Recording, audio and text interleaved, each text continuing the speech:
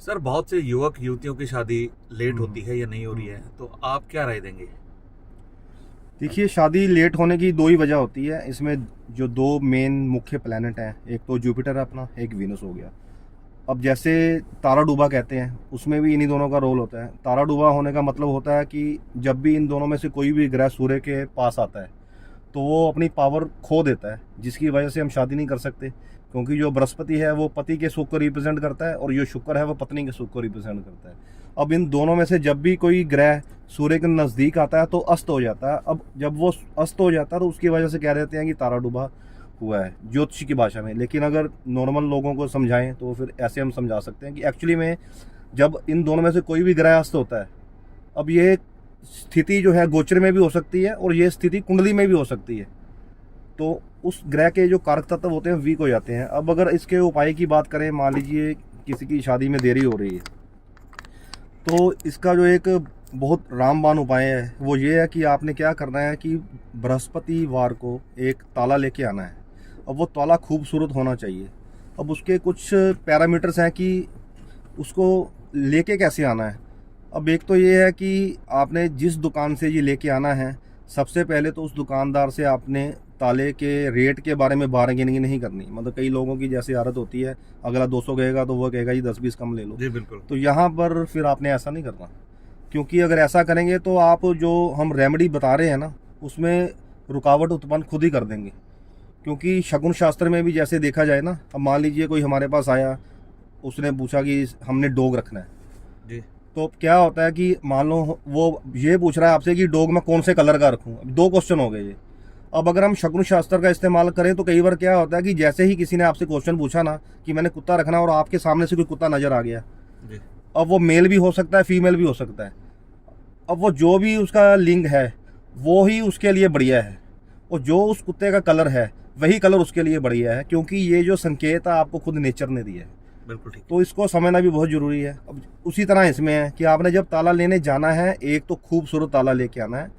मैं ये नहीं कह रहा कि आप बहुत ज़्यादा महंगा ताला ले आओ, लेकिन ठीक ठाक ताला होना चाहिए, खूबसूरत होना चाहिए। दुकानदार से बार्गेनिंग नहीं करनी, और ना ही जैसे दुकानदारों की आदत होती है ना कि वो ताले को खोल कर चेक करके देते हैं। जी। लेकिन इस स्थिति में आपने ध्यान रखना कि आपने उस ताले को खोल कर चेक नहीं करना, और ना ही दुकानदार को चेक करने देना है। और एक और फैक्टर हो सकता है, इसका बंद होना भी बहुत ज़रूरी है। अब ये ना हो कि आप ताला वहाँ से लेके आए तो खुला ही हो। खुला होगा तो फिर अपना काम नहीं होगा, है ना। क्योंकि हमने शादी में क्या करना है, शादी करवानी है। इसका मतलब है कि शादी हुई नहीं हुई। खुले ताले का मतलब तो ये हो गया कि शादी हुई हुई है, लेकिन वो शादी हुई नहीं हुई, इसलिए बंद होना चाहिए। तो आप फिंगर डाल के देख सकते हैं, जैसे कड़ी होती है उसमें ऐसे फिंगर डाल के देखिए, वो बंद होना चाहिए।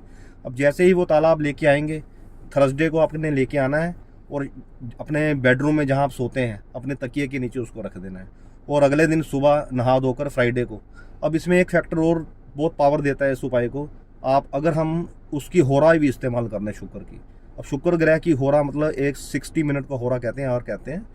अब जैसे आपने ये देख लेना है कि अगले दिन शुक्रवार को सूर्य उदय किस टाइम पे हो रहा है। मान लीजिए अगर सूर्य उदय सुबह 6 बजे हो रहा है, तो 6 से जो 7 का बीच है एक हो रहा है, जो ये उसी ग्रह की है, शुक्र की है। अब शुक्र ही शादी कराता है।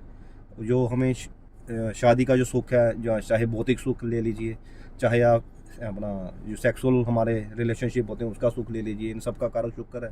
अब आपने क्या करना है कि उस होरा में ही वो जो ताला है आपने मंदिर में रखाना है। अगर आप विष्णु और लक्ष्मी जी की जो इकट्ठी मूर्ति हो, चाहे तस्वीर हो, क्योंकि ये दोनों ही पति और पत्नी के कारक हैं। जो विष्णु भगवान है वो बृहस्पति को रिप्रेजेंट करते हैं, और जो माता लक्ष्मी है वो शुक्र को रिप्रेजेंट करती है। आपने क्या करना है कि ये ताला वहाँ उनके चरणों में रखाना है। लेकिन रखना मतलब ऐसे आपने कि किसी को दिखाकर भी नहीं रखना, मतलब नॉर्मली वहाँ रखाना है। कि ये नहीं देखना कि आपके हाव भाव से ऐसा लग जाए कि आप कुछ ऐसा कर रहे हैं जो नहीं करना चाहिए। फिर वो अगला क्या होगा ना, मान लीजिए कोई पंडित देख लेगा तो वहाँ आकर वो देखेगा, तो फिर उपाय में जो भंग पड़ जाता है।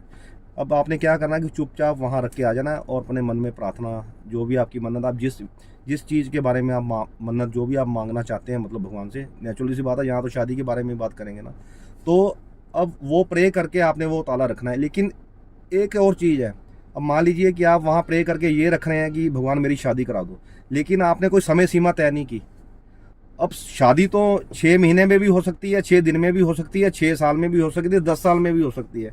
अब यहाँ पर हमें साइंस को भी यूज़ करना पड़ेगा, क्योंकि जो हमारा सबकॉन्शियस माइंड है वो भी इसमें इस्तेमाल होता है, क्योंकि हम सबकॉन्शियस माइंड को कॉन्शियसनेस के द्वारा, प्रे के द्वारा ये संदेश दे रहे हैं कि हमने शादी करनी है। लेकिन अगर आपने समय सीमा नहीं बताई और प्रैक्टिकल तौर पे बताना, ये नहीं बोल देना कि 10 दिन में मेरी शादी हो जाए, वो आपको सीधा सा प्रोसेस है ना, इसमें 5, 4, 6 महीने तो लग ही सकते हैं।